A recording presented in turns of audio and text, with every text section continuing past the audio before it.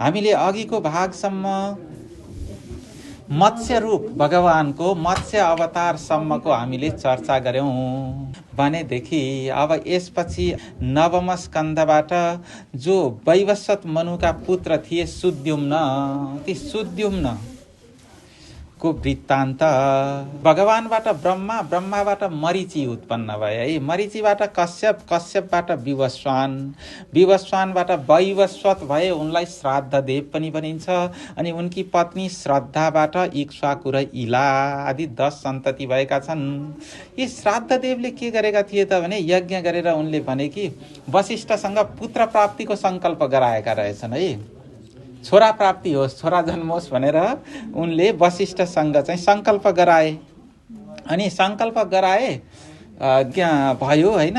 अनि तर श्रद्धा, उनकी पत्नी श्रद्धाले अध्वर्युलाई के भन्नुभएछ त भने छोरा होइन छोरी जन्मिन पर्छ है भन्नुभएछ के।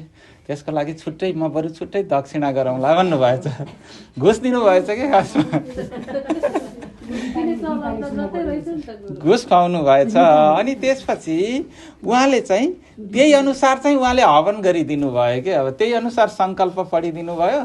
अनि त्यसपछि छोरी जन्मिन्, इला जन्मिन् हैन, पुत्री इला जन्मिन्। अनि राजाले चाहिँ वशिष्ठसँग किन यस्तो भयो, मैले त छोरा जन्मोस् भनेर यज्ञ गरेको थिएँ भनेपछि के भयो त भने भगवान के अरे वशिष्ठले चाहिँ भन्नुभयो यस्तो कारणले यस्तो भएको खासमा है, तपाईले त छोरा चाहनु भएको थियो, रानीले छोरी चाहनु भएको रहेछ। अनि त्यसपछि चाहिँ उहाँले यस्तो विन्ती गर्नुभएको रहेछ अध्वर्युसँग। त्यस कारणले गर्दा अध्वर्युले त्यही किसिमको संकल्प गरिदिनु भयो, त्यस कारणले छोरी जन्मिन्। तर अब म के गर्छु त भने भगवान नारायणको आराधना गरेर चाहिँ उनलाई छोरा बनाइदिनु भयो। छोरा इलालाई छोरा बनाइसकेपछि छोराको नाम सुद्युम्न, सुद्युम्न राखियो। अब यसपछि अनि सुद्युम्न के गरे त भने शिकार खेल्नको लागि उत्तर दिशातर्फ गएका थिए है।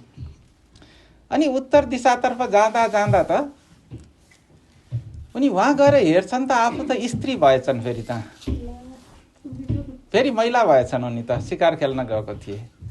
उत्तर दिशामा के गरेको के रहेछ त भने एकपटक भगवान शिव र पार्वती विहार गर्न जाँदाखेरि चाहिँ भगवती पार्वतीले यहाँ जो पनि आउँछ अरू त्यो चाहिँ स्त्री होस् भनेर भन्नुभएको रहेछ के। अनि त्यही क्षेत्रमा पुगेछन् उनी। अनि त्यसो भएर उनी अब फेरि महिला भएछन्, स्त्री भएछन् अब त्यसपछि सुद्युम्न। अनि त्यसपछि ती स्त्री बनेका सुद्युम्न थिए नि जो, तिनी र अर्का बुध, यी दुईजनाको विवाह भयो। उनीहरूको विवाहबाट पुरुरवा जन्मे। अनि त्यसपछि के गरे त भने सुद्युम्नले फेरि वशिष्ठ गुरुलाई, गुरु म त छोरी हुन चाहन्न, मलाई फेरि छोरा बनाइदिनु पर्यो भनेर गएर भने फेरि।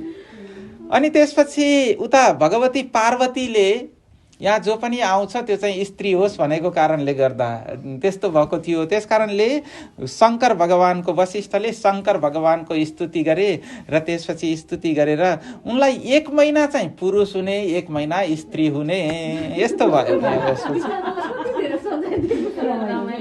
खासमा जुन हामीले भगवानको स्त्री र पुरुष दुईटै रूप भएको अर्धनारीश्वर भनिन्छ नि जुन, हो यस्तै कुरा हो खासमा हैन। यो प्रतीकात्मक कुरा पनि हो, एउटा मनोवैज्ञानिक कुरा पनि हो।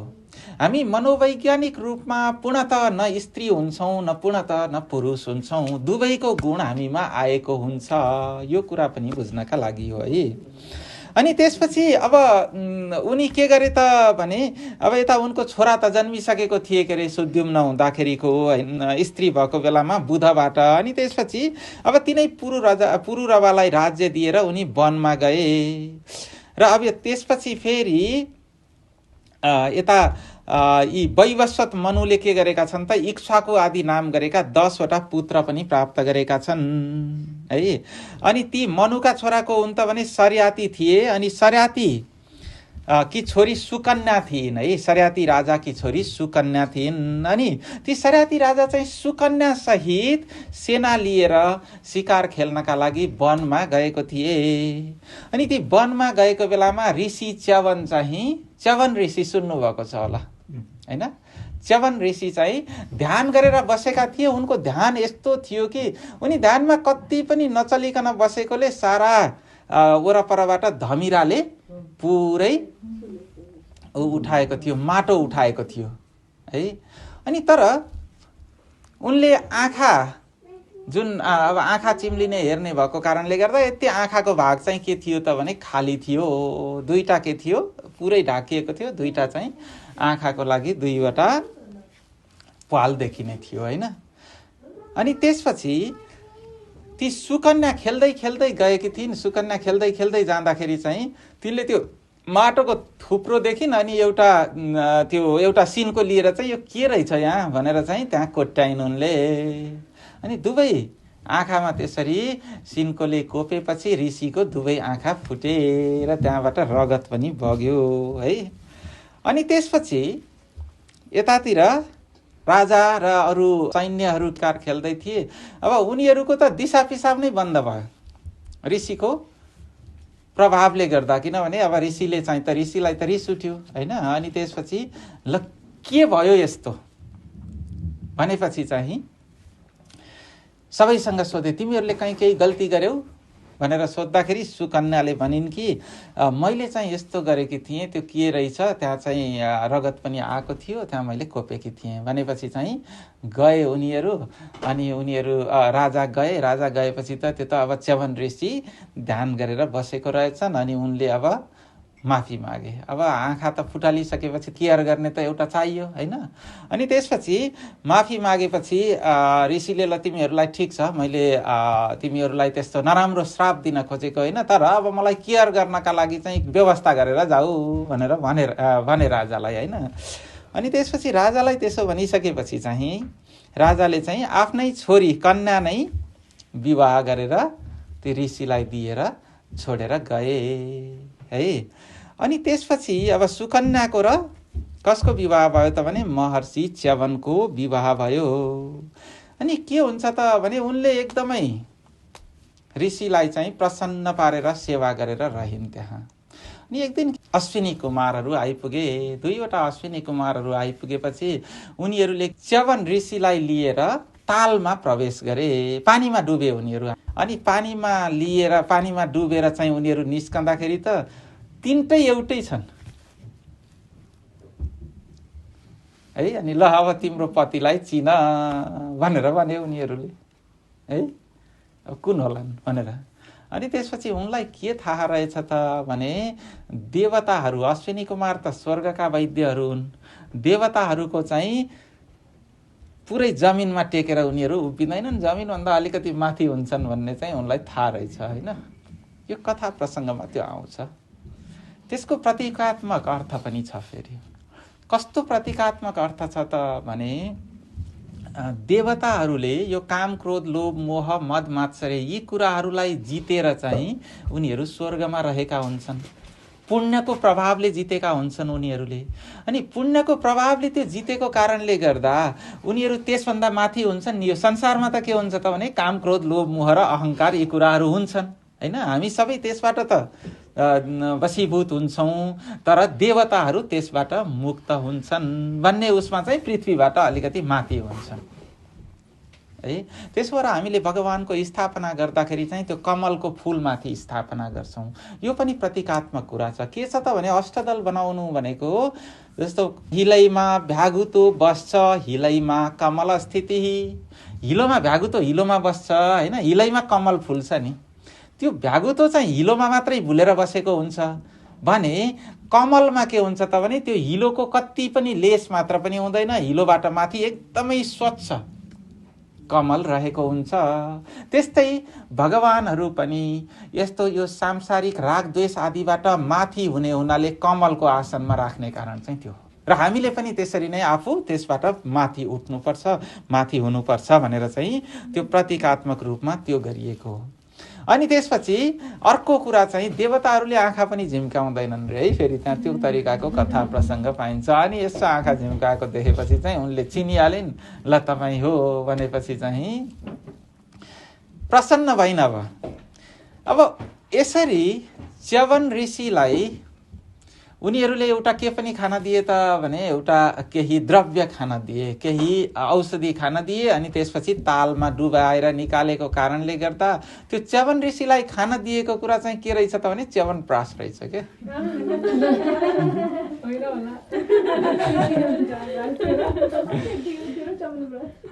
अनि त्यसपछि अर्को चाहिँ के त भने जुन त्यो हजुर जुन त्यो तालमा पसेर निस्केपछि उनको रूप नयाँ रूप आएको कारणले गर्दा त्यो तालको नाम चाहिँ रूपाताल। यो चाहिँ पोखरामा छ है रूपाताल। हो नेपालमै पोखरामा रूपाताल छ है। त्यो रूपातालको कथा रहेछ, यो त्यो ठाउँको कथा रहेछ। योगी नरहरिनाथले के लेख्नु भएको छ त भने त्यहाँ एउटा ठाउँ छ चुहुने मुढा भन्ने है।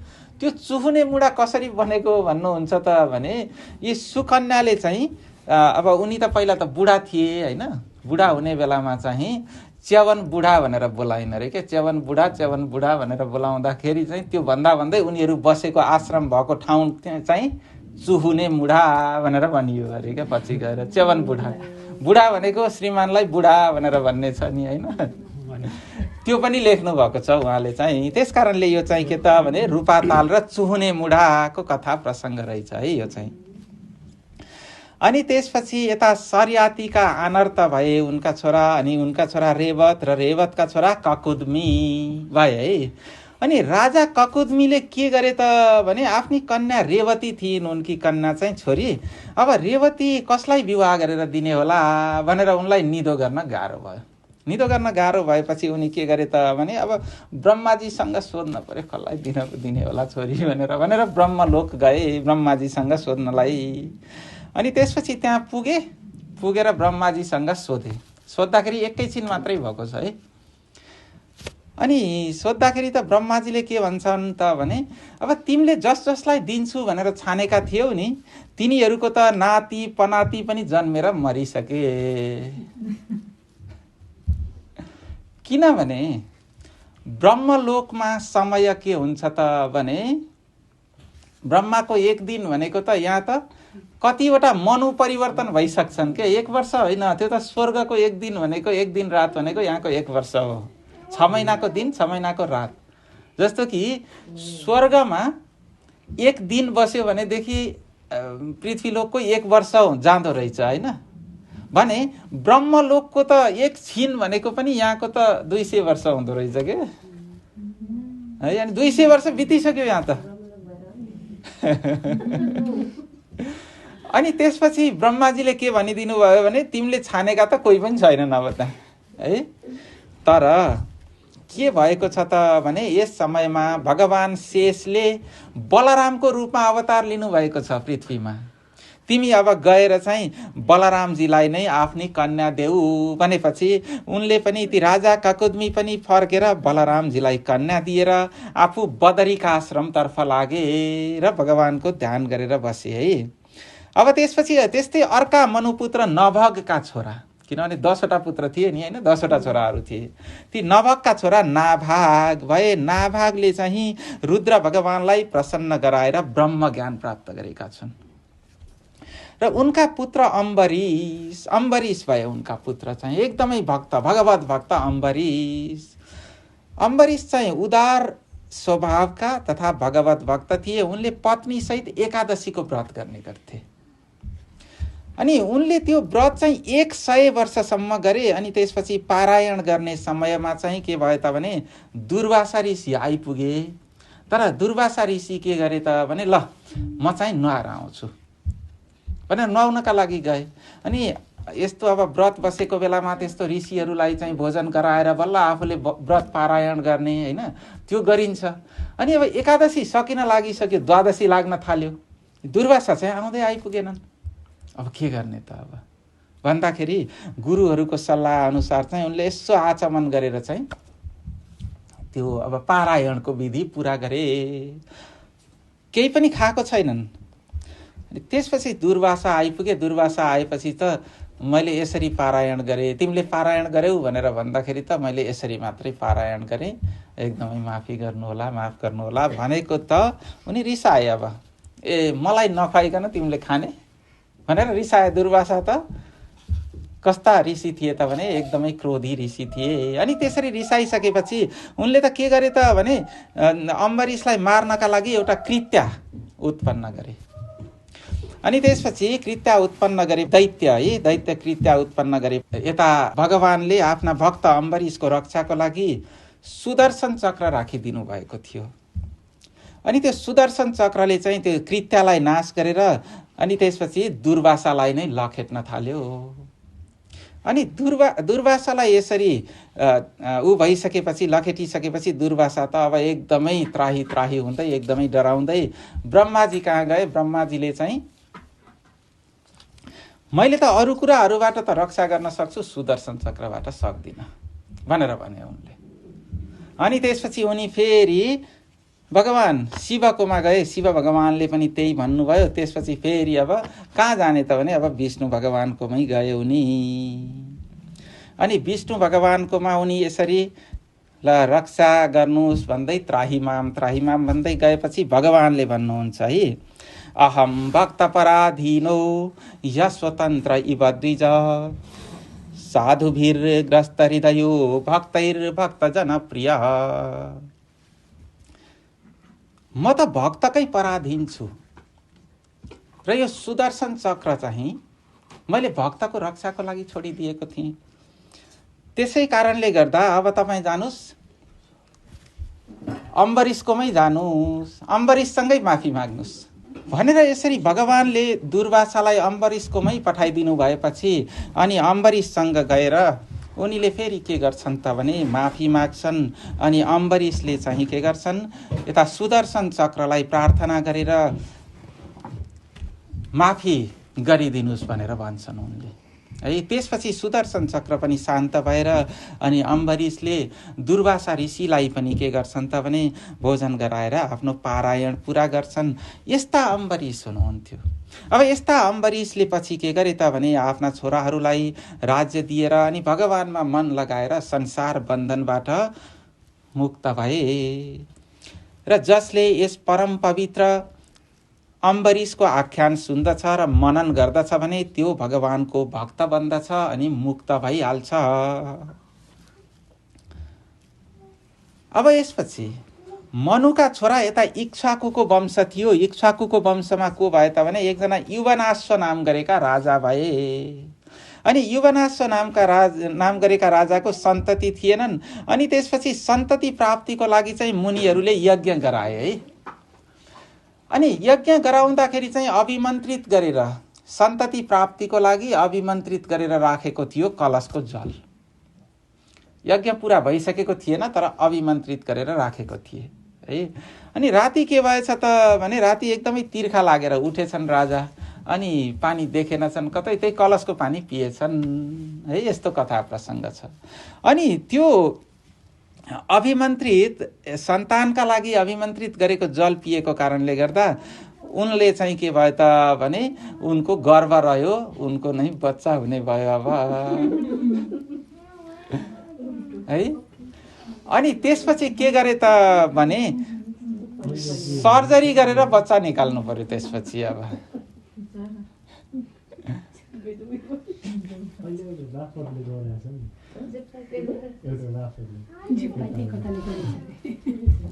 होइन, यसलाई हामीले कसरी हेर्न सक्छौँ त भने धेरै प्रतीकात्मक कुराहरू छन् है।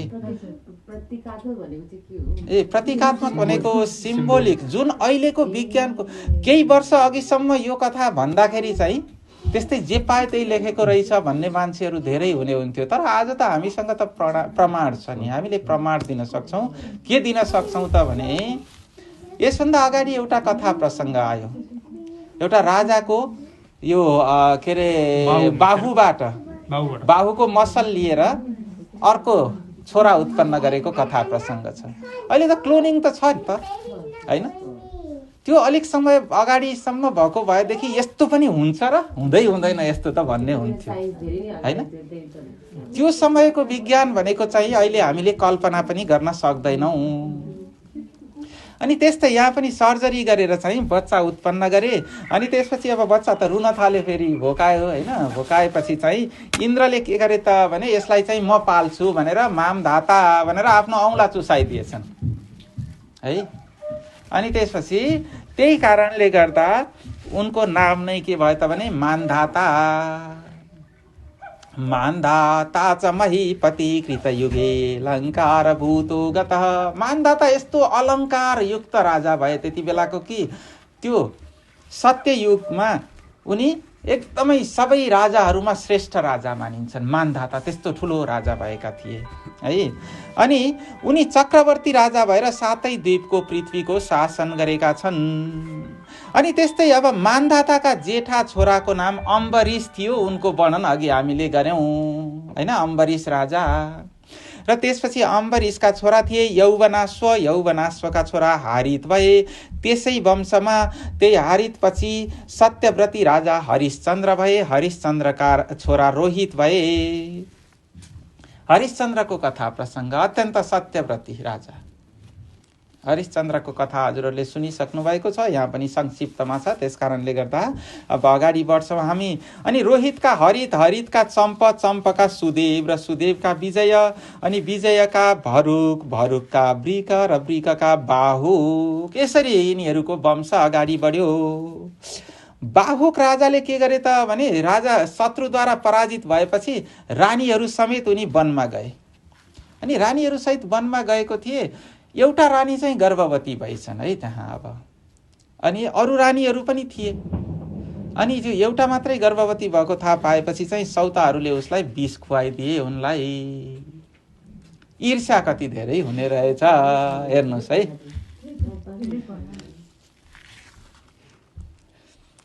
तर त्यो यशस्वी बालक के गरे त भने त्यो विष सहितै जन्म लियो। त्यसै कारणले उनको नाम चाहिँ सगर भनेर रह्यो। स भनेको सहित, गरल भनेको विष। विष सहितै जन्म लियो उसले।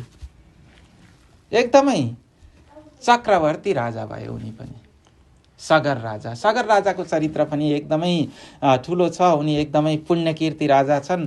अनि त्यसपछि उनले के गरे त भने और्व ऋषिको उपदेश अनुसार चाहिँ अश्वमेध यज्ञ गर्ने भए। अश्वमेध यज्ञको लागि घोडा छोडेको थिए। उता इन्द्रलाई अलिकति ईर्ष्या भएछ। इन्द्रले चाहिँ त्यो घोडा चोरेर लगेर कपिल मुनिको आश्रममा लगेर बाँधिदिए।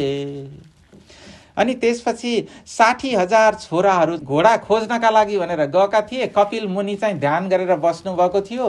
अनि उनीहरूले के गरे त भने हाम्रो घोडा चाहिँ चोरेर ल्याएर यो ध्यान गरेको एउटा नाटक गरेर बसेको छ भन्ने उनीहरूलाई लाग्यो। अनि उनीहरूले चाहिँ ऋषिमाथि आक्रमण गरे। अनि कपिल मुनि त देवहूतिलाई ज्ञान दिएर ध्यानमा बस्नु भएको थियो आफू पनि है।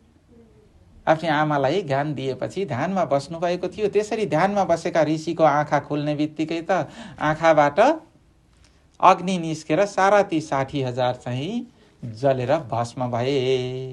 खरानीको थुप्रो मात्रै रह्यो अब त्यहाँ। अनि त्यसपछि उहाँ गएका छोराहरू नै भस्म भए। त्यो भएपछि चाहिँ अब आएनन् उनीहरू। अनि अर्का छोरा चाहिँ को थिए त भने असमञ्जस थिए। ती असमञ्जस तपस्या गरेर बस्थे उनी चाहिँ। अरू चाहिँ मूर्ख रहेछन् कि हैन। ती असमञ्जस तपस्या गरेर बस्थे। ती असमञ्जसका पनि छोरा थिए अंशुमान। उनी योगी थिए।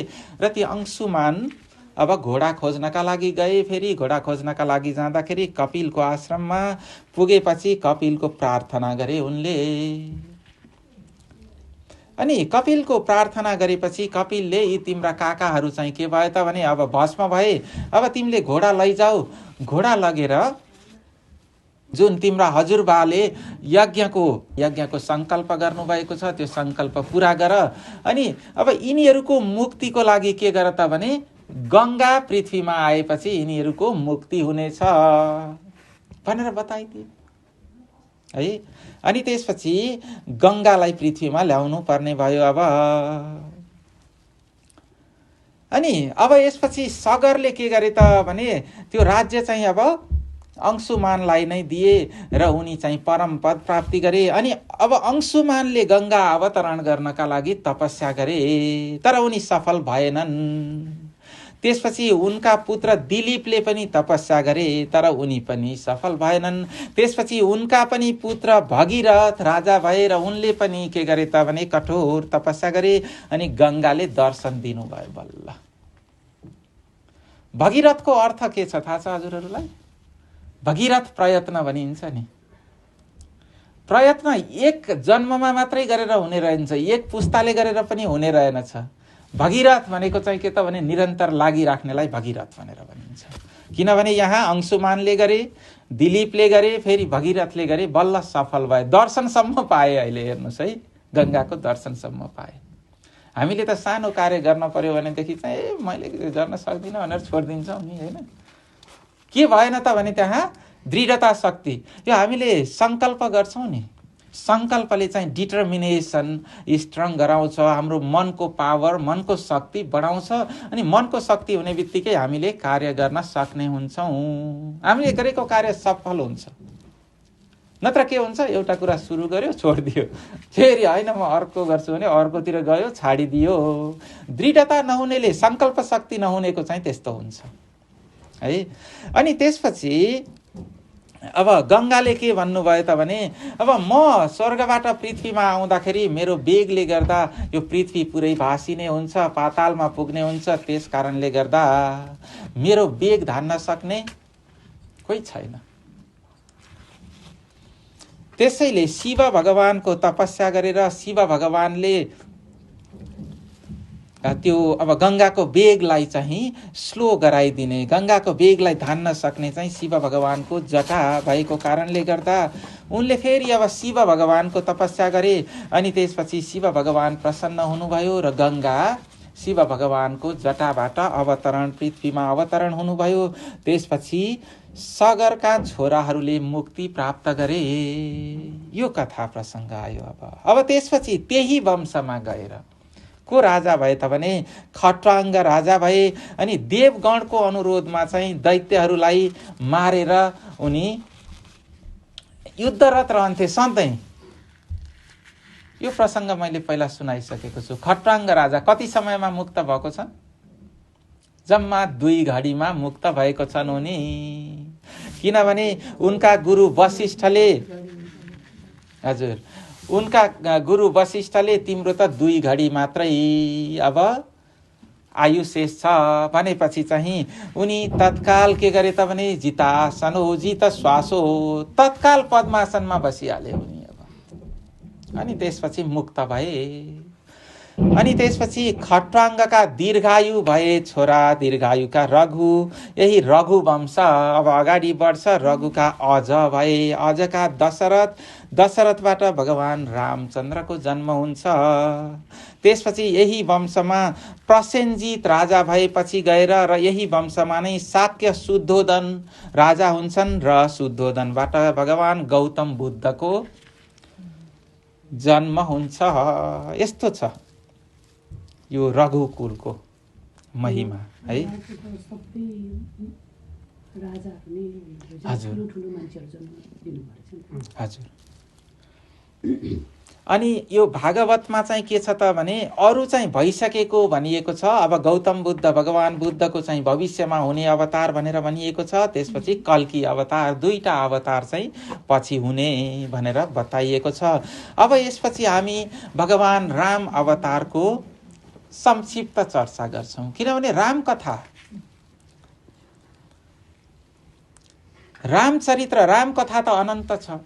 तर हामीले भगवान कृष्णको जुन लीला छ त्यो लीला श्रवण गर्नुभन्दा अगाडि, भगवान कृष्णको लीला श्रवण गर्नुभन्दा अगाडि भगवान रामचरित्र चाहिँ सुनेरै जानुपर्छ, पढेरै जानुपर्छ। त्यस कारणले गर्दा भगवान रामको चरित्र हामी यहाँ चर्चा गर्छौँ है। अब भगवान रामको जन्म, हजुरहरूलाई यो कथाहरू धेरै थाहा छन् त होइन, तर पनि मैले संक्षेपमा भन्दै जान्छु है। यज्ञ, वशिष्ठले यज्ञ गरेपछि त्यो यज्ञबाट यज्ञको प्रसाद प्रदान गर्नु भएपछि भगवान राम, लक्ष्मण, भरत र शत्रुघ्नको जन्म हुन्छ। अनि त्यसपछि भगवानले वशिष्ठबाट शिक्षा प्राप्त गर्नुहुन्छ।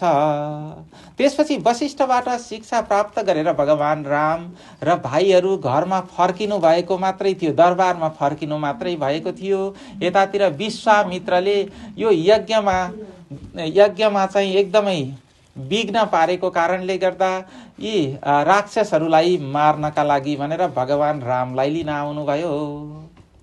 अनि ठुलो छलफल हुन्छ। भगवान राम चाहिँ यता दशरथको अत्यन्त प्रिय हुनुहुन्थ्यो।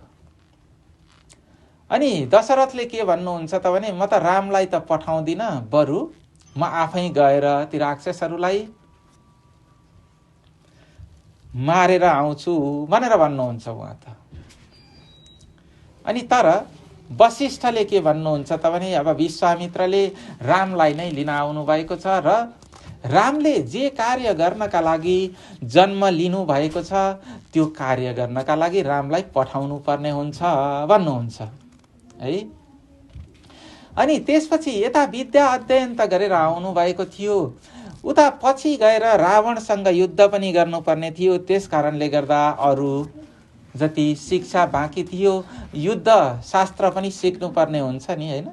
त्यसको लागि चाहिँ मैले युद्ध कला पनि सिकाउँछु र मेरो यो यज्ञ पूरा गर्नका लागि पनि विश्वामित्रले अनि लिएर गए। त्यसपछि पठाउनु भएपछि, किनभने सम्झाइ बुझाइ गरेपछि चाहिँ बुझ्नुभयो दशरथले पनि। अनि पठाइसकेपछि उहाँले नै विश्वामित्रले नै कहाँ लिएर जानुहुन्छ त भने यता जनकको दरबारमा लिएर जानुहुन्छ। अनि जनकको दरबारमा लिएर गएपछि भगवती सीताको स्वयंवर हुन्छ। त्यो स्वयंवरका लागि पनि राजा जनकले एउटा प्रतिज्ञा गरेका हुन्छन्।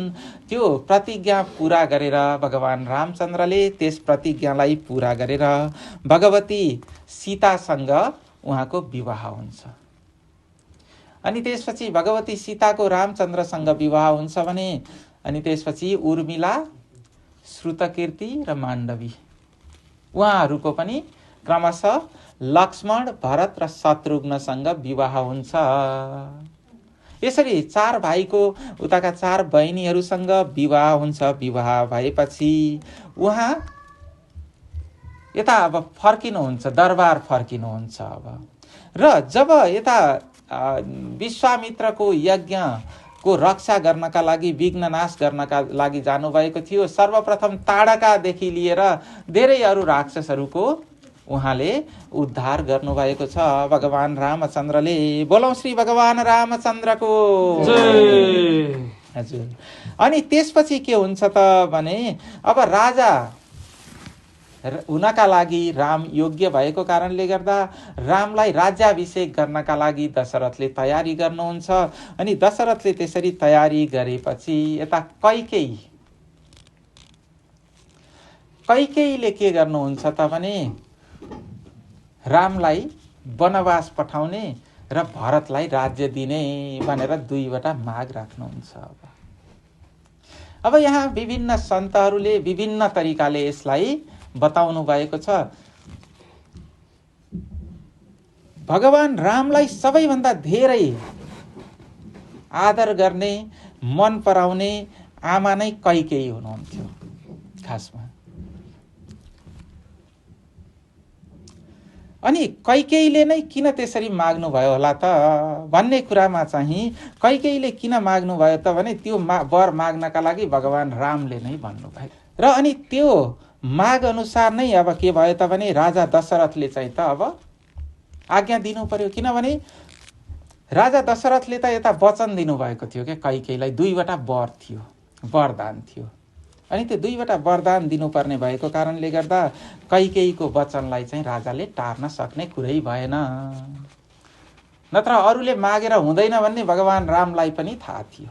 अनि त्यसरी भगवान अब वनवास जानका लागि तयार हुनुहुन्छ। यता लक्ष्मण र भगवती सीता पनि तयार हुनुहुन्छ है।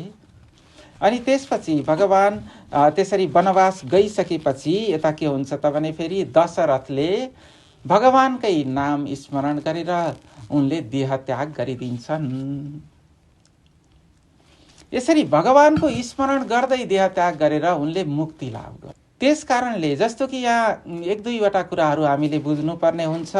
यो शोक गरेर त कोही पनि मुक्त हुन नपर्ने, तर भगवानको बिछोडमा शोक गरेर भगवानकै नाम स्मरण गरेको कारणले गर्दा दशरथले चाहिँ मुक्ति प्राप्त गरिहाले।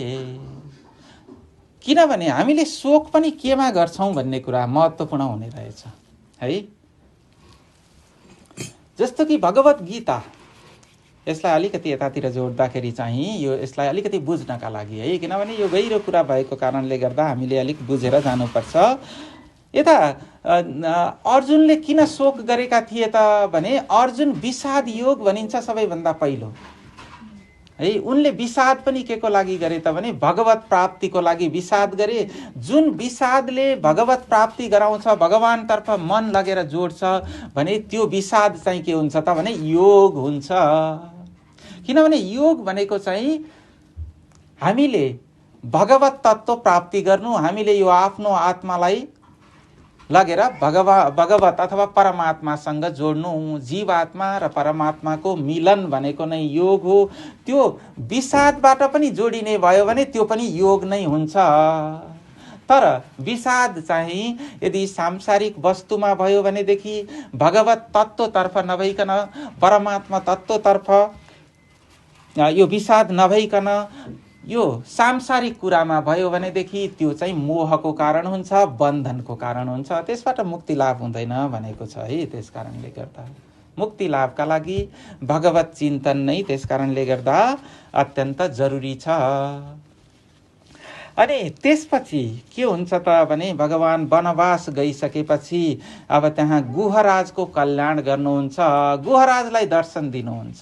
र यी गुहराजको चाहिँ अघिल्लो जन्मको कथा चाहिँ कहाँ आउँछ त भने सत्यनारायण व्रत कथामा आउँछ। सत्यनारायण व्रत कथामा चाहिँ उनी अघिल्लो जन्ममा त्यो दाउरे थिए नि, अर्को जन्ममा गुहराज भएर जन्मेका हुन् उनी। त्यो दाउरेले सत्यनारायण भगवानको व्रत गरेको थिए अनि उनी अर्को जन्ममा गुहराज भएर जन्मेर अनि भगवानको दर्शन प्राप्त गरेर उनले मुक्ति लाभ गरेका छन्। कथा प्रसङ्ग अनुसार आउँछ कि भगवानको चरण परेपछि चाहिँ अहिल्या ढुङ्गोवत शिला जस्तै भएर रहेकी अहिल्या चाहिँ अब पहिलाको जस्तै स्वस्थ भएकी छन् है। त्यो कथा प्रसङ्ग आउँछ। अनि यता गुहराजले चाहिँ ल हामीलाई पारी लैदिनु पर्यो भनेर भगवानले भन्नुहुन्छ। अनि उनले चाहिँ खुट्टा नधोइकन लैजान्न भन्छन्। किन खुट्टा नधोइकन लैजान्न त भने भगवानको खुट्टाले छोएपछि चाहिँ ढुङ्गो त मान्छे बन्छ भनेदेखि मेरो यो डुङ्गा पनि अरू केही बन्यो भने त मैले कसरी जीविकोपार्जन गर्ने फेरि, किनभने उनले त डुङ्गा चलाएर जीविकोपार्जन गर्ने हुन्। उनले त्यसो भन्छन्। र अनि त्यसपछि उनले चाहिँ भगवानको खुट्टा धोएर अनि त्यसपछि त्यो जलले चाहिँ उनले स्नान गरेर उनी पनि मुक्त हुन्छन् र भगवानलाई उनले त्यहाँ आतिथ्य सत्कार पनि गरेको छन्। भगवानले यसरी गुहराजको कल्याण गर्नुभयो। अनि त्यस्तै जङ्गलमा गएर सबरीको जुठो बयर पनि खानुभएको छ भगवानले। र अनि त्यसपछि अरू विभिन्न खर दूषण आदि अरू राक्षसहरूलाई मारेर अनि अन्तिममा के हुन्छ त भने भगवती सीताको हरणको लीला पनि त्यहाँ रचाउनुहुन्छ। यो सबै भगवानकै केले हुने हो त भने भगवानले नै लीला गर्नुभएको हो, भगवानकै र भगवतीको मायाले नै यो सबै कुराहरू हुने हो है। अनि के हुन्छ त भने मारीच सुनको मृग बनेर आउँछन् है, सुनको मृग बनेर आउँछन्। अनि त्यसपछि भगवती सीताले चाहिँ मलाई चाहिँ सुनको मृग चाहियो भन्नुहुन्छ।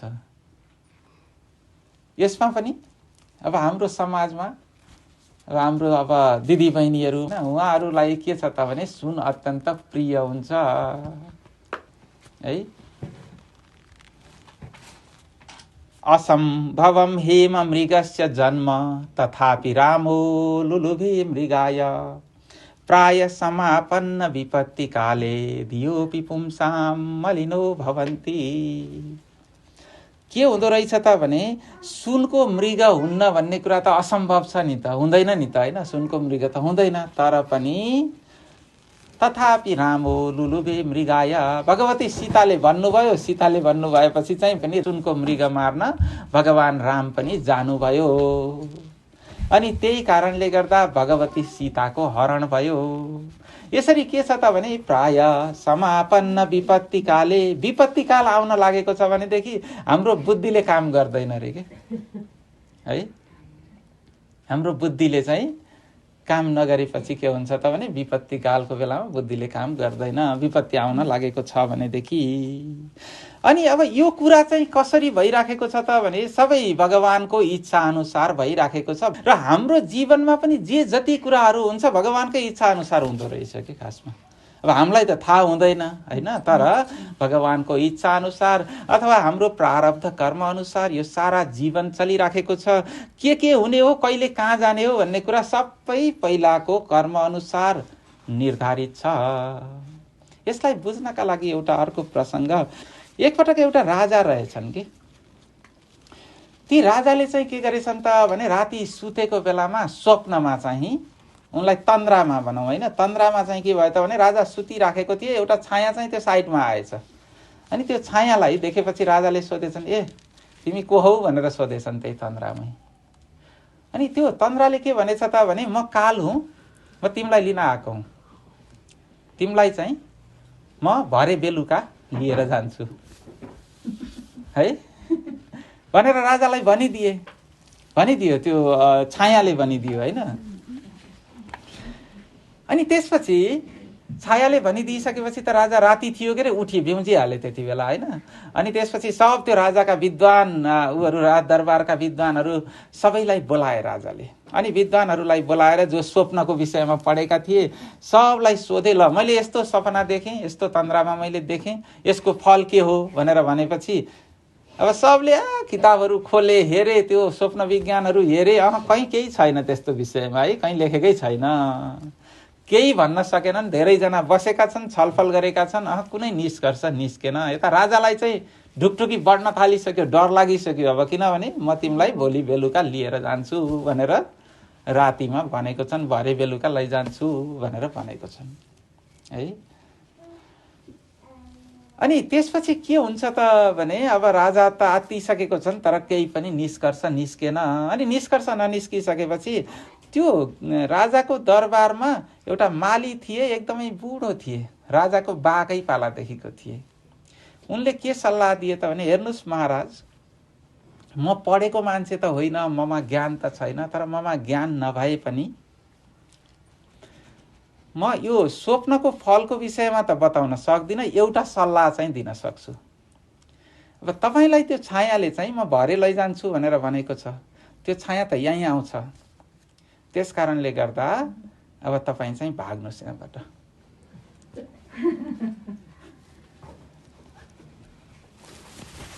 है उसले सल्लाह दियो। अनि त्यसपछि अब के हुन्छ त भने राजालाई त्यो सल्लाह एकदम ठिक लाग्यो। अब भाग्नुहोस् भनिसकेपछि चाहिँ त्यो दरबारमा भएको सबैभन्दा छिटो कुद्ने घोडा, वायुपङ्खी घोडा भन्छन् होइन हजुर, त्यस्तै वायुपङ्खी घोडा थियो।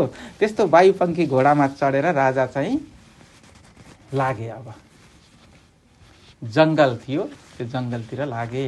उनको राज्यमा दक्षिण दिशातर्फ जङ्गल रहेछ, त्यही दक्षिण दिशाको जङ्गलतर्फ लागे। अनि उसले के भनेको थियो त भने, जति सक्यो यो दरबारबाट टाढा जानुहोस् तपाईँ भनेपछि दिनभरि राजा चाहिँ के गरे त भने त्यो घोडामा कुदेर गए होइन। अनि त्यसपछि ठिक्क अब साँझ पर्यो। साँझ पर्ने बेलामा चाहिँ एउटा ठुलो रुख रहेछ। अब यही रुख आजलाई बस्नको लागि चाहिँ यही रुख ठिक हुन्छ भनेर घोडा त्यहाँ रुख नजिक लगेर चाहिँ घोडाबाट यसो झरेको थियो, छाया त्यहाँ रहेछ है। अनि त्यसपछि राजा त तर्से अब झन् होइन, यत्रो वहाँदेखि भागेर आएको, छाया त यहीँ रहेछ होइन। अनि त्यसपछि राजाले तर्से। अनि त्यसपछि त्यो छायाले चाहिँ भन्यो, तिमी एकदम ठिक समयमा आइपुग्यौ राजा होइन, किनभने मलाई त पिर लागेको थियो कि कहीँ नआइपुग्ने हो कि भनेर, तर यो घोडा चाहिँ एकदमै छिटो कुद्ने भएको कारणले गर्दा ठिक समयमा आइपुग्नु भएको छ तपाईँ है। यो घोडालाई चाहिँ के दिनुपर्छ त भने धन्यवाद दिनुपर्छ भनेर त्यो कालले भन्यो। अनि त्यसपछि राजालाई लिएर गयो भन्ने कथा प्रसङ्ग। अब यसको प्रतीकात्मकता के होला त नि, यसबाट हामीले पाउने ज्ञान के होला त नि भने, हामी सबैको गन्तव्य भनौँ अथवा कहाँ पुग्ने हो भन्ने कुरा चाहिँ निश्चित छ। त्यहाँ चाहिँ जसरी पनि पुग्छौँ। अब एकदमै छिटो जाने घोडा छ भने छिटो जाने घोडामा चढेर पुग्ने हुन्छ, अनि घोडा छैन भने हिँडेर पुग्ने हुन्छ, गाडी छ भने गाडी चढेर पुग्ने हुन्छ, अथवा जानुपर्ने ठाउँ छैन भने बसेकै ठाउँसम्म पनि हामी कुनै न कुनै तरिकाले त्यो ठाउँमा चाहिँ पुगेर बसेको हुन्छौँ। अब यो कथा प्रसङ्ग पनि हामीले भोगेको कुराहरूसँग मिल्ने हुन्छ। र यसरी यो सबै कुराहरू के छ त भने जुन हाम्रो पूर्व कर्म अनुसार र त्यसपछि भगवानको इच्छा अनुसार यो सारा कुराहरू हुने हुँदा सीताको हरण पनि त्यसरी नै भगवानको इच्छा अनुसार भगवतीको मायाले नै सीताको हरण गरिएको हो। किनभने सीताको हरण नगरिकन त रावणलाई कसरी मार्ने फेरि, हैन? रावणलाई त मार्नु छ नि भगवानले। रावणलाई मार्ने लीला गर्नका लागि चाहिँ सीताको हरण त्यसरी भएको छ। अनि त्यसपछि सीताको हरण भइसकेपछि यता भगवानले के गर्नुहुन्छ त भने अब उता त्यहाँ अरू कथाहरू पनि जोडिन्छ। फेरि यता लक्ष्मणलाई पनि भगवती सीताले पठाउनुहुन्छ, किनभने मारीचलाई भगवानले बाण हानिसकेपछि चाहिँ मारीचले चाहिँ छलले ए भाइ लक्ष्मण म चाहिँ मरेँ, मलाई बचाऊ भनेर उसले चिच्चाएको कारणले गर्दा उता भगवतीले चाहिँ ल दाइलाई बचाउन जान पर्यो भनेर भाइलाई पठाइसकेपछि अनि यता रावण आएर चाहिँ सीतालाई हरण गरेर लग्छन्। अनि त्यसपछि भगवान राम र लक्ष्मण फर्केर आउँदाखेरि सीतालाई नदेखेपछि अब भगवानले के गर्नुहुन्छ त भने सबै कुरा थाहा हुँदाहुँदै पनि ज्ञान हुँदाहुँदै पनि एकदमै हामीले जस्तै गरेर शोक मोह देखाउनुहुन्छ। किनभने त्यो त हामीलाई ज्ञान दिनकै लागि हो, हैन? एउटा सामान्य मानिस भएर लीला गर्नुभएको छ भगवानले, हामी जस्तै मानिस भएर लीला गर्नुभएको छ है। अनि त्यसपछि खोज्दै जाँदाखेरि जटायु भेटिन्छन्। जटायु चाहिँ घाइते अवस्थामा भेटिन्छन्। अनि भगवानले जटायुको दाह संस्कार गरेर, किनभने जटायुले भगवानलाई भेटेपछि नै प्राण त्याग गर्छन् है। भगवानलाई चाहिँ त्यो खबर दिएर उनले प्राण त्याग गर्छन्। अनि भगवानले जटायुको अन्तिम संस्कार आदि पनि गर्नुहुन्छ। र त्यसपछि अगाडि जाँदै गर्दाखेरि सुग्रीवका सेनाहरूले गहना भेटेका हुन्छन्। अनि त्यसपछि भगवान राम र लक्ष्मण त्यहाँ पुगिसकेपछि उनीहरूसँग सुग्रीवसँग मित्रता पनि हुन्छ। त्यसपछि सुग्रीवसँग मित्रता भइसकेपछि बाली निग्रहण गर्नुहुन्छ है भगवानले। बाली चाहिँ के छन् त भने फेरि भाइको पत्नीलाई पनि हरण गरेर राज्य पनि छिनेर बसेको हुन्छ। अनि त्यसपछि बालीलाई भगवानले बालीको निग्रह गरिसकेपछि यता सुग्रीव राजा हुन्छन्। र त्यसपछि सुग्रीवका सेनाहरू वानर सेनाहरू सहित लड्न जानको लागि तयारी हुन्छ। पहिला चाहिँ हनुमान भगवती सीतालाई खोज्नका लागि जान्छन्। अनि हनुमान भगवती सीतालाई खोज्नका लागि गएपछि हनुमानले के गर्छन् त भने भगवती सीतालाई भगवान रामको सन्देश दिएर अनि सीताबाट सन्देश पनि लिइसकेपछि मलाई त भोक लागेको छ, अब यहाँ त्यहाँ आएको थाहा त दिएर जान पर्यो हैन हनुमानले पनि।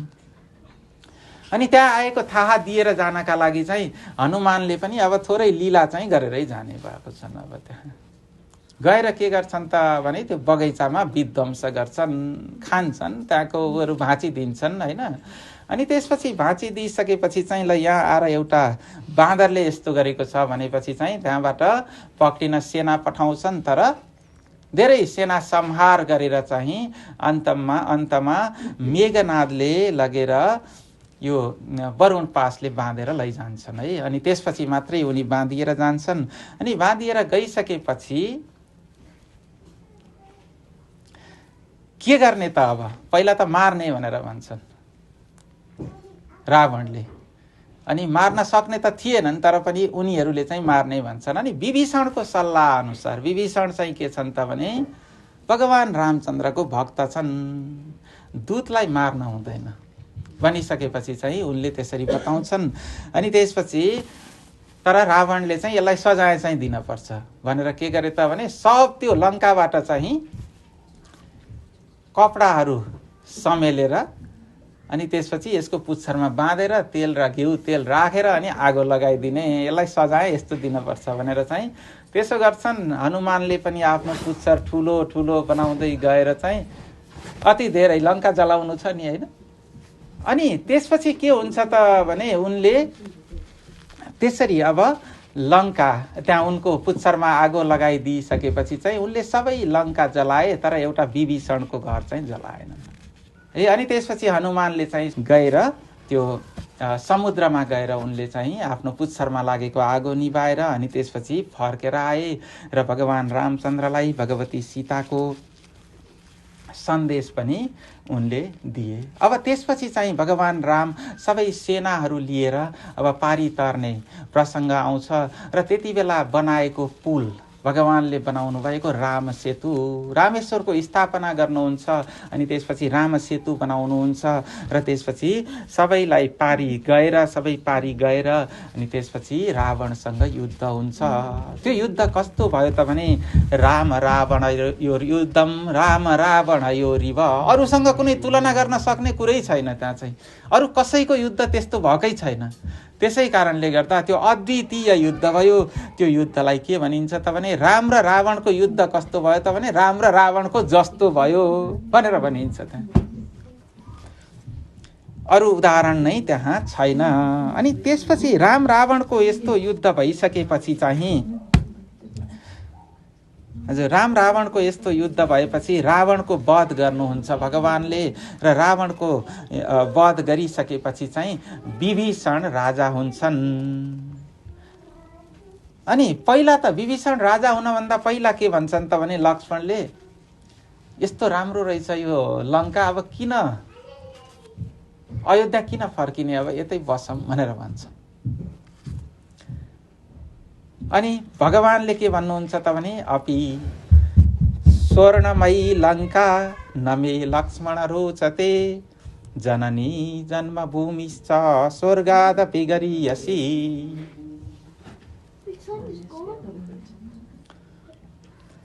यसरी भगवान रामको लागि चाहिँ आफ्नो जन्मभूमि स्वर्गभन्दा पनि महत्त्वपूर्ण छ भनेर भगवान रामले यो पनि सन्देश हामीहरूलाई दिनुहुन्छ।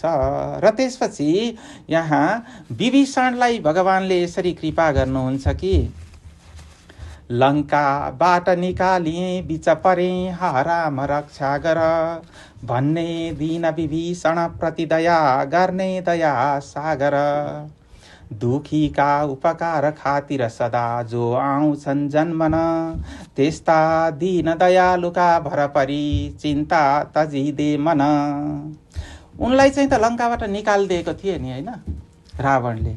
अनि त्यसपछि म त लङ्काबाट निकालिएँ, म अब के गरौँ, हे राम मलाई रक्षा गर्नुहोस् भनेर विभीषण भगवान रामसँग गएको थिए। अनि त्यसपछि विभीषणलाई दया गरेर भगवानले के गर्नुभयो त भने उपकार गर्नुभयो। त्यस्ता दुखीका उपकार खातिर सदा जो आउँछन् जन्मन त्यस्ता भगवानको शरण परेर हामी पनि के गरौँ त भने हामी पनि चिन्ता मुक्त हौँ, किनभने भगवानले आफ्नो शरणागतको त रक्षा गरिहाल्नुहुन्छ, यस्तो भनिएको छ है। अनि त्यसपछि अब यता भगवानको आगमन सुनेर यता भरत जो भगवानको भाइ थिए, अब के छ त भने यहाँ दाजुभाइको बीचमा चाहिँ यस्तो धेरै प्रेम छ, यस्तो धेरै सद्भाव छ कि भरत अहिलेसम्म त्यो सिंहासनमा बसेकै छैनन्। अनि त्यसपछि भरत चाहिँ आफ्ना पूर्ववासीहरू सहित भगवानको स्वागत गर्न जान्छन्। अनि भगवानको राज्याभिषेक हुन्छ त्यसपछि। अनि भगवानको राज्याभिषेकपछि राम राज्य सञ्चालन गर्नुहुन्छ, राम राज्य हुन्छ। अनि भगवानको राज्यलाई चाहिँ के भनिन्छ त भने एकदमै उत्कृष्ट राज्य, सबैको कुरा सुनिने, जसको पनि कुरा सुनिन्छ, कसैको पनि सानो ठुलो भनिँदैन। र त्यसकै उदाहरणका रूपमा एउटा धोबीको कुरा सुनेर भगवान रामले सीतालाई के गर्नुहुन्छ त भने फेरि वनमा पठाउनुहुन्छ है। अब यो पनि के हो त भने फेरि यो पनि सबै भगवानको अथवा भगवतीको माया भगवानको मायाबाटै भएको कुराहरू हो, भगवानकै इच्छाले भएका कुराहरू हुन् है। यी सबै कुराहरूलाई हामीले त्यसरी लिनुपर्छ र त्यसपछि लव र कुश जन्मिन्छन् उहाँ है।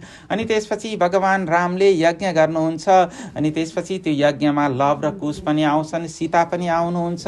अनि त्यसपछि सीताले के गर्नुहुन्छ त भने फेरि उहाँ चाहिँ पृथ्वीबाटै आउनुभएको थियो र उहाँ पृथ्वीमा नै समाहित हुनुहुन्छ।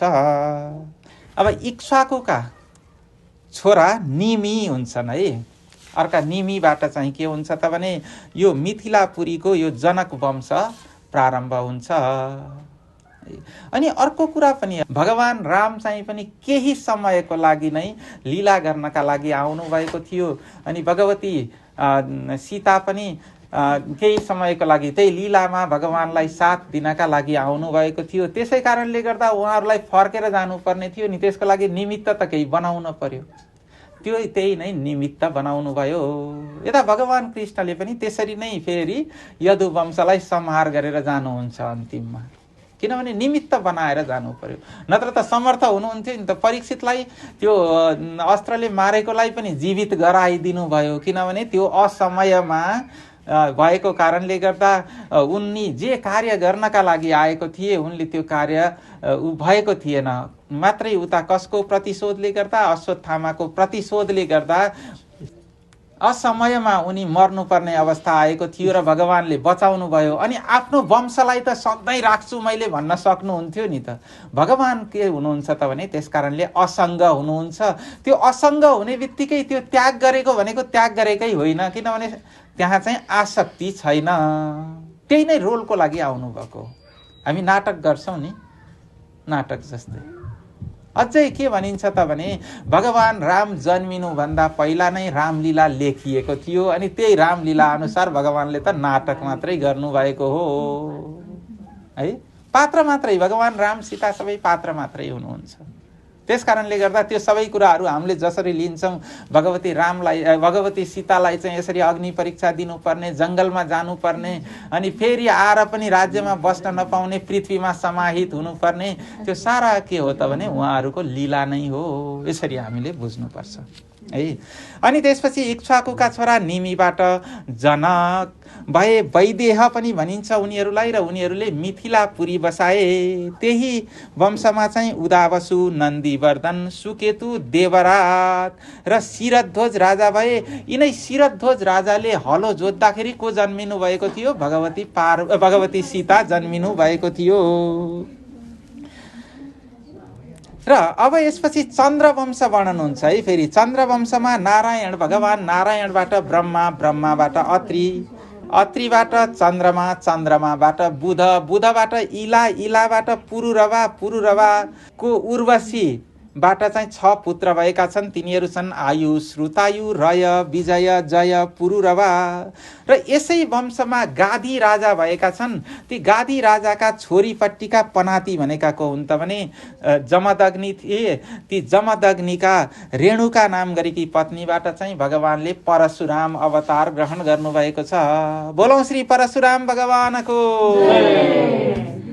अब परशुराम भगवानले के गर्नुभएको छ त भने अत्याचारी राजा हैहय वंशका सहस्रार्जुन र अरू आततायी राजाहरू जति थिए सारा यो त्यो त्यति बेलाको समयमा आतंककारी राजाहरू थिए तिनीहरू। आतंककारी राजाहरूलाई अहिले आतंककारी भनिन्छ नि हैन, आततायी, त्यति बेला आततायी भनियो, अहिले चाहिँ आतंककारी भनिन्छ क्या हैन। आततायी राजाहरूलाई भगवानले संहार गर्नुभएको छ। अनि अब यता अगाडि चाहिँ ययातिको चरित्र थोरै वर्णन गरिन्छ है। ययाति नहुसका पुत्र ययाति थिए। ययातिको विवाह चाहिँ शुक्राचार्यकी छोरी देवयानीसँग भएको थियो। फेरि कसरी भयो त? ययाति त क्षत्रिय थिए हैन, तर शुक्राचार्यकी छोरी ब्राह्मणकी छोरीसँग कसरी विवाह भयो भन्ने प्रसङ्ग आउँछ। अब के रहेछ त भने महाराज वृषपर्वाकी छोरी चाहिँ शर्मिष्ठा थिइन् है।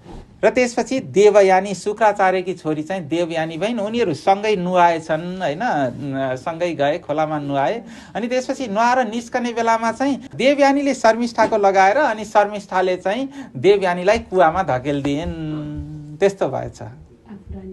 होइन, आफू रानी बन्नलाई होइन, मेरो कपडा लगाउँछेस् भनेर राजाकी छोरी भइन् नि उनी चाहिँ। राजाकी छोरी भएको कारणले गर्दा तैँले मेरो कपडा लगाउने, त मसँग बराबर हुन खोज्ने भनेर चाहिँ कुवामा धकेलिदिइन्। अनि धकेलिदिएपछि अनि उनी गइन्। यतापट्टि के हुन्छ त भने ययाति राजा चाहिँ त्यो खोलातिर आउँदै रहेछन् कतैबाट पानी पिउनका लागि, कुवातिर पानी पिउनका लागि। अनि त्यहाँ चाहिँ उनले ल मलाई निकाल भनेर भनेपछि चाहिँ अनि उनले हात समातेर निकाले। अनि यसरी हात समातेर निकालेपछि पानी ग्रहण भइहाल्यो के, किनभने विवाहमा पानी ग्रहणको विधि हुन्छ, हात समाउने विधि हुन्छ। अनि पानी पानी भनेको हात, पानी होइन पानी हो है, पानी भनेको हात। हजुर। अनि त्यसपछि उनी उहाँ गइन् र देवयानीले चाहिँ के भनिन् त भने अब देवयानीको अरूसँग त विवाह हुने भएन, उनीसँग पानी ग्रहण भइसकेपछि विवाह चाहिँ त यतै हुने भयो।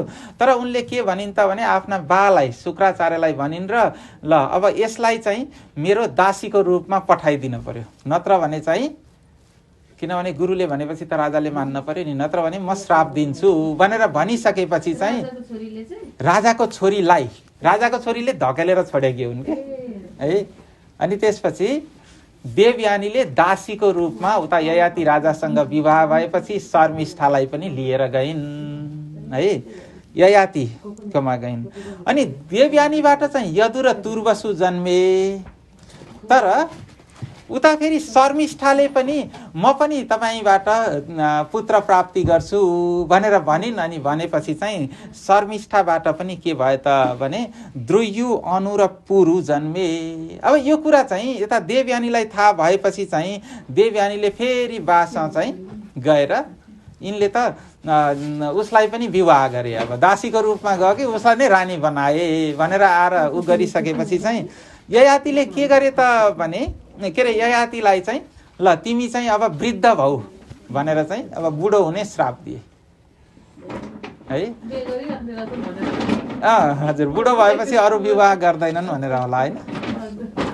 अनि त्यसपछि चाहिँ के हुन्छ त भने अब ययातिलाई त्यो सांसारिक भोगबाट विरक्त आएको थिएन। अनि त्यसपछि उनले आफ्ना छोराहरूलाई चाहिँ मलाई चाहिँ तिमीहरूले आफ्नो जवानी चाहिँ मलाई दिन पर्यो भनेर मागे। जवानी साट्न पनि मिल्दो रहेछ त्यति बेला है।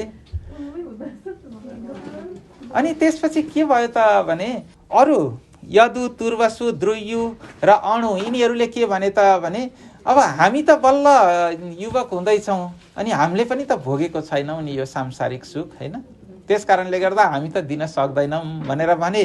तर पुरुले के भने त भने अब तपाईँ यत्रो धेरै उमेरसम्म पनि तपाईँ यसबाट सन्तुष्ट हुनु भएन भनेदेखि यो विषय भोगबाट सन्तुष्ट हुने कुरा होइन होइन, यो सांसारिक सुखबाट सन्तुष्ट हुने कुरा होइन। ल म चाहिँ तपाईँको वृद्धावस्था लिएर तपाईँलाई मेरो युवा अवस्था दिन्छु भनेर पुरुले दिए। अनि तर पछि उनलाई के भयो त भने यसको निरर्थकता लाग्यो। यो प्रतीकात्मक कथा छ यो यस्तो है। हामीले यो संसारको सांसारिक कुराहरू, धन सम्पत्ति यी आदि कुराहरू भोगेर त्यो जम्मा गरेर हामी अगाउँछौँ त। ययातिको प्रसङ्ग त्यही नै हो, त्यो कुराबाट उनी अगाएनन्। अनि नअगाएपछि के भयो त अब बुढो भएपछि त मर्ने हुन्छ नि त छिटै, लामो बाँच्नका लागि चाहिँ छोराको आयु मागेको हुन् उनले होइन। यो हो यसको अर्थ चाहिँ। अनि त्यसपछि तर उनलाई पछि यसको निरर्थकता, किनभने यो त यही यस्तै कुरा रहेछ, यो धन सम्पत्ति आदिमा जुन माया मोह हुन्छ, राज्य आदिमा मोह हुन्छ, त्यो मोह त कहिल्यै पनि सकिएर जाने कुरा रहेनछ भन्ने उनलाई ज्ञान भइसकेपछि चाहिँ उनले फेरि के गरेको छन् त भने पुरुलाई राज्य दिएर अनि आफू चाहिँ तप गर्न गएका छन्। अनि त्यसपछि उनले के भनिदिएको छन् त भने यो पुरु वंश, तिम्रो वंश चाहिँ एकदमै पछिसम्म तिम्रै नामबाट चाहिँ चलिराखोस् भनेर चाहिँ आशीर्वाद प्रदान गरेर गएका छन्। किनभने आफूलाई हजुर आफूले मागेको कुरा छोराले पुरा गरिदिएको छन् नि, त्यस कारणले गर्दा है।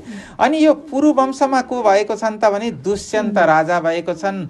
अनि त्यसपछि दुष्यन्त पछि भरत राजा भएको छन्। भरत चाहिँ कसका छोरा हुन् त भने दुष्यन्त र शकुन्तलाका छोरा हुन् है। अनि तर शकुन्तला विश्वामित्र र मेनकाबाट जन्मेकी हुने नि। अनि विश्वामित्र ऋषि थिए, उनी तप गर्दै थिए। मेनकालाई इन्द्रले पठाएको थिए ऋषिको तप भङ्ग गर्नका लागि। अनि उनीहरूबाट छोरी जन्मेपछि चाहिँ मेनका त स्वर्ग गइहालिन् फर्केर, अनि छोरीलाई त्यहीँ नै छोडेर विश्वामित्रले पनि त्यहीँ जङ्गलमा छोडेर गएछन् उनी। अनि त्यसपछि राजा के अरे ऋषि थिए, कण्व ऋषि थिए। ती कण्व ऋषि चाहिँ का चेलाहरू जङ्गलमा दाउराहरू खोज्न, समिधा खोज्न जाँदाखेरि चाहिँ बच्चा रोएको देखे। बच्चा रोएको देखेपछि चाहिँ के भयो त भने त्यहाँ शकुन्त नाम गरेको पन्छीले चाहिँ, चराले चाहिँ के गरेको रहेछ त भने संरक्षण गरेर राखेको रहेछ। त्यस कारणले उनको नाम शकुन्तला राखियो है। अनि उनको नाम शकुन्तला राखियो र उनलाई चाहिँ तिनै ऋषिले आश्रममा हुर्काए। पछि दुष्यन्त राजा चाहिँ शिकार खेल्न गएको बेलामा उनीहरू दुष्यन्त र शकुन्तलाको गान्धर्व विवाह हुन्छ। विवाह विभिन्न प्रकारका छन् है। यसरी यज्ञ मण्डप बनाएर विवाह गर्ने हुन्छ नि हैन, त्यो विवाहलाई ब्राह्म विवाह भनिन्छ भनेदेखि।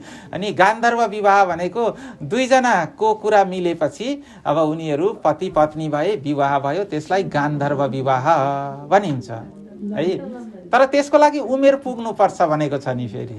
अनि उनीहरूको गान्धर्व विवाह भयो। राजाले के भन्छन् त भने राजाले चाहिँ आफ्नो औँठी दिएर चाहिँ अनि उनी फर्किन्छन्, ल तिमी चाहिँ पछि दरबारमा आऊ भनेर बताउँछन्, उ गरेको हुन्छन्। अनि उनी चाहिँ गर्भवती हुन्छन् त्यति बेला नै। र त्यसपछि चाहिँ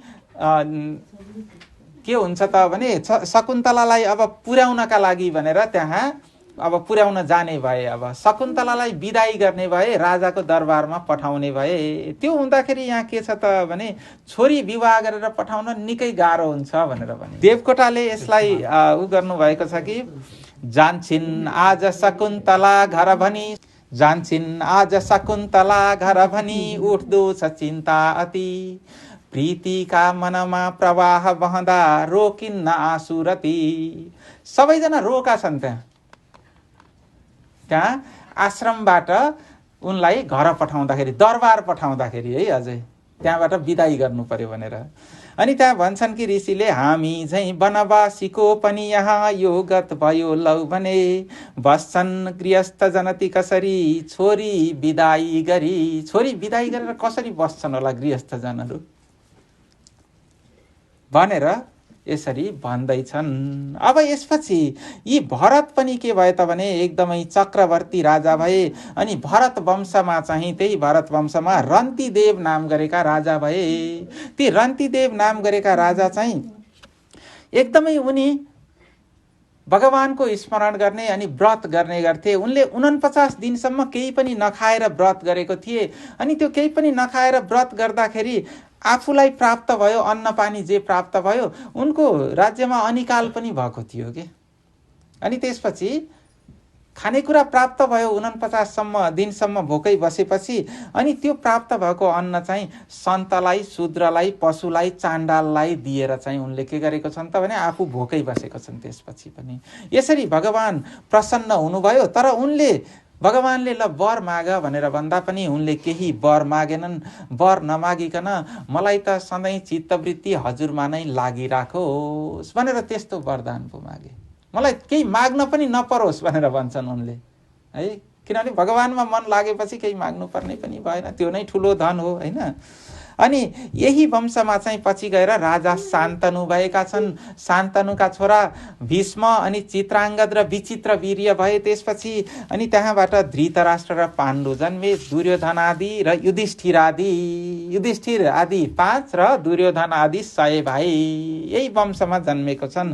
र अर्जुनका पुत्र अभिमन्यु, अनि त्यसपछि अभिमन्युबाट हे राजन तिमी परीक्षित जन्मेका हौ भनेर चाहिँ उनकै वंश पनि कसले बताइदिनु भयो त भने सुकदेवजीले राजा परीक्षितलाई बताइदिनु भयो। अनि अब भन्नुहुन्छ अगाडि, अब तिम्रा छोराहरू जनमेजय, श्रुतसेन, भीमसेन र उग्रसेन छन् र यिनीहरूले अब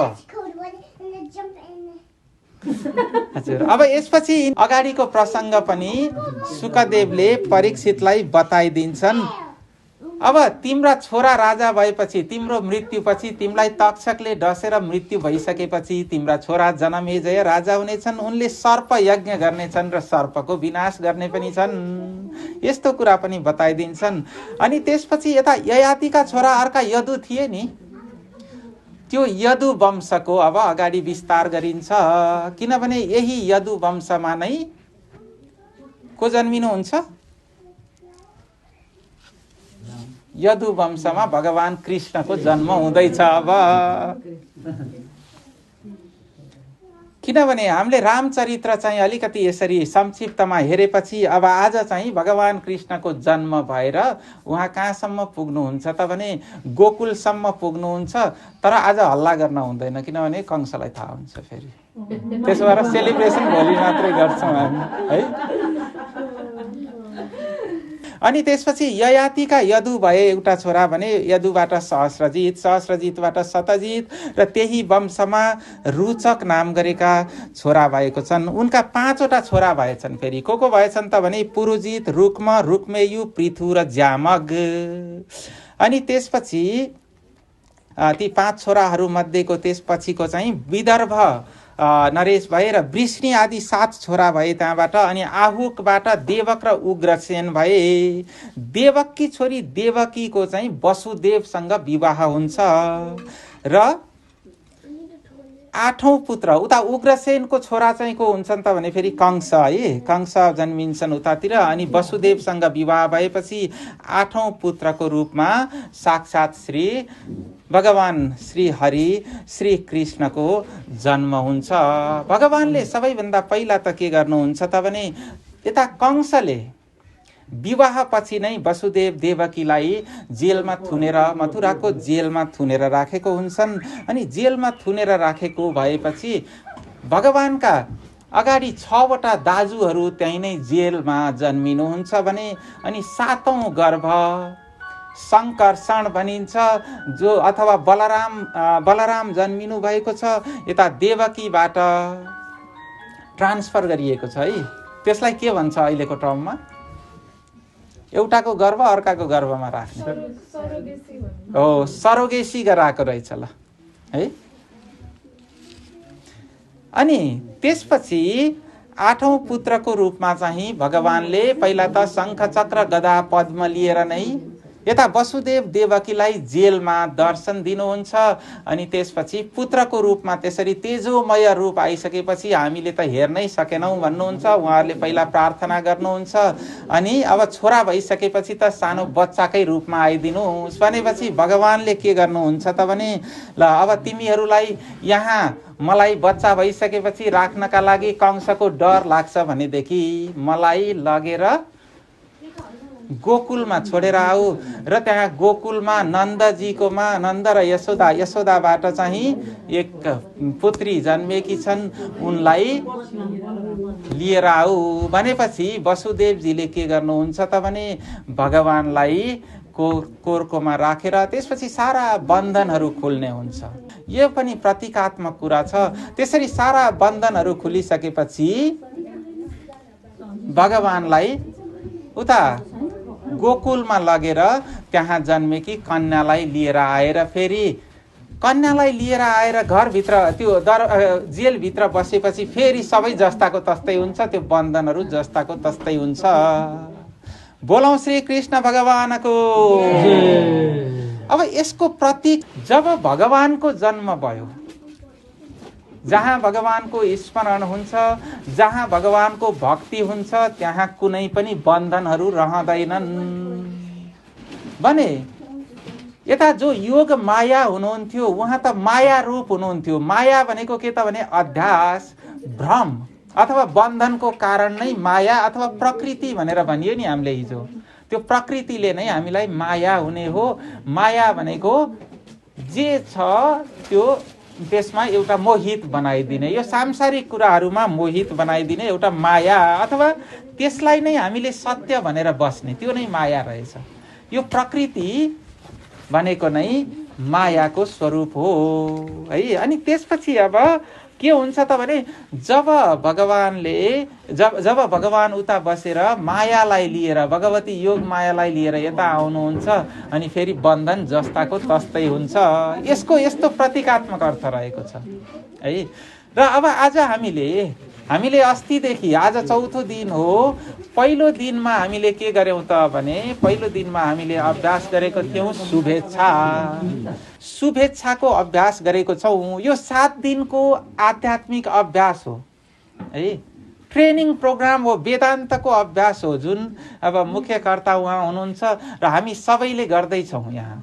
यसबाट नै हामीले के गर्नुपर्छ त भने के गर्ने हो त भने मुक्ति लाभ गर्ने हो। त्यो शुभेच्छाको अभ्यास चाहिँ हामीले पहिलो दिन शुभ इच्छा जुनसुकै पनि कुरा हुन्छ राम्रोका लागि हुन्छ हाम्रो जीवनमा, अथवा त्यो हुनुपर्ने थियो र हुन्छ हैन, त्यसको अभ्यास गर्यौं हामीले। र त्यसै कारणले गर्दा मैले यो सांसारिक कुराहरूबाट त्यहाँ आसक्त नभइकन मैले मुक्ति लाभ गर्नुपर्छ भन्ने चाहिँ शुभेच्छा हो। त्यसपछि अर्को विचारणा। अब विचारणा भनेको के त भने यो जगत के हो, यो सृष्टि के हो, म को हुँ, यो देह नै म हो कि म चाहिँ यो देह भन्दा पर आत्मतत्व म हुँ भनेर विचार गर्ने चाहिँ विचारणा, दोस्रो विचारणा भयो है। अनि जब हामीले त्यसरी विचार गर्छौं म चाहिँ त यो शरीर होइन, म चाहिँ त आत्मस्वरूप हुँ भनेर त्यसपछि ज्ञान हुन्छ, अथवा त्यसको चाहिँ के हुन्छ त भने अब अभ्यास गर्न सुरु हुन्छ। ज्ञान पुरै भइसक्यो भने त मुक्ति भइहालियो हैन। त्यसको चाहिँ हामीलाई जानकारी हुन्छ। जानकारी भएको कुरा अभ्यास गर्नुपर्छ नि अलिक धेरै हैन। हो, त्यसको जानकारी भएपछि हामी अब के गर्छौं त भने यो शरीरलाई धेरै ख्याल नगरिकन शरीरलाई ठिक्क बाँच्नका लागि जे आवश्यकता पर्छ त्यो कुराहरू पुर्याउने, त्यसभन्दा बाहेक भगवत चिन्तनमा रहने, यो गर्छौं हामी। 3वटा कुरा भयो विचारणा, त्यो चाहिँ हिजोसम्मको शुभेच्छा विचारणा। विचारणापछि तनुमानसा है, हिजोको चाहिँ तनुमानसा आयो। अब तनुमानसा पछि अर्को हुन्छ सत्वापत्ति, चौथो अब अलिक धेरै नै अगाडि जान्छ चौथो अवस्थामा है। किनभने पहिलो दोस्रो र तेस्रोमा हामीले श्रवण मनन र निधिध्यासन यो 3वटाको पनि अभ्यास गर्छौं। श्रवण गर्छौं, यस्तो कथा प्रसङ्गहरू सुन्छौं, सत्य कुरा के हो असत्य कुरा के हो भनेर छुट्याउँछौं हैन। अनि त्यसपछि त्यसलाई मनन गर्छौं। मनन भनेको विचार गर्ने हो नि, विचारणा दोस्रो अवस्थामा मनन गर्छौं। अनि त्यसपछि बल्ल निधिध्यासन हुन्छ। त्यसमा मनन गरेको कुरालाई चाहिँ यो चाहिँ कन्फर्म हो अब भनेर निधिध्यासन गरेको चाहिँ त्यो हो, यही नै ठिक हो हैन, अरू कुरा ठिक होइन, यही नै ठिक हो भनेर। अब त्यसपछि बल्ल सत्वापत्ति भनेको के हो त भने सत्य कुरा के हो असत्य कुरा भनेको के हो भन्ने कुराको अब विवेक ज्ञान हुन्छ। त्यसपछि बल्ल विवेक ज्ञानतर्फ अगाडि बढ्छौं हैन। दृश्यम सर्वम अनात्मा स्यात् दृगेवात्मा विवेकिन। विवेकीहरूको लागि चाहिँ दृश्य जति सबै देखिने कुराहरू जति छ त्यो अनात्मा हो, त्यो नै असत्य हो भने दृक् एव आत्मा विवेकिन। विवेकी आत्मा भनेको नै के हो त भने त्यो देख्नेवाला हो। अब यहाँ अलिकति बुझ्नुपर्छ। दृश्यम सर्वम अनात्मा स्यात्, देखिने कुरा जति चाहिँ अनात्मा रहेछ र दृक् एव त्यो देख्नेवाला जो छ त्यो देख्नेवाला को हो त नि त्यसैलाई खोज्ने रहेछ क्या हामीले त। यो आँखाले देख्ने हो, देख्ने आँखाले हो हजुर। यो देख्ने चाहिँ त्यही दृक् अथवा जो देख्नेवाला हो त्यो चाहिँ भित्र अन्तर हृदयमा बसेर यो आँखाबाट देख्ने हो। हामीले झ्यालबाट देखे जस्तै हो। यो आँखा भनेको के रहेछ, झ्याल रहेछ अथवा ढोका रहेछ, त्यहाँबाट देख्ने रहेछ। देख्नेवाला त भित्र बसेको छ क्या। फेरि यो आँखाले देख्ने भएदेखि त त्यो नहुँदाखेरि पनि देख्नुपर्ने नि हैन। कहिलेकाहीँ त हाम्रो ध्यान अन्त छ भनेदेखि त्यहीँ भएको कुरा देखिँदैन हैन। खै मैले त देख्दै देखिनँ भन्ने हुन्छ। हेरिराखेको छ नि यो आँखाले त, तर त्यो कनेक्सन छुट्ने बित्तिकै के हुन्छ त भने त्यहाँ देख्दै देख्दैन। त्यस कारणले गर्दा यो आँखा भनेको त झ्याल जस्तो रहेछ अथवा ढोका जस्तो रहेछ, जहाँबाट भित्र बसेर आत्मस्वरूप मैले दर्शन गर्ने हो अथवा देख्ने हो।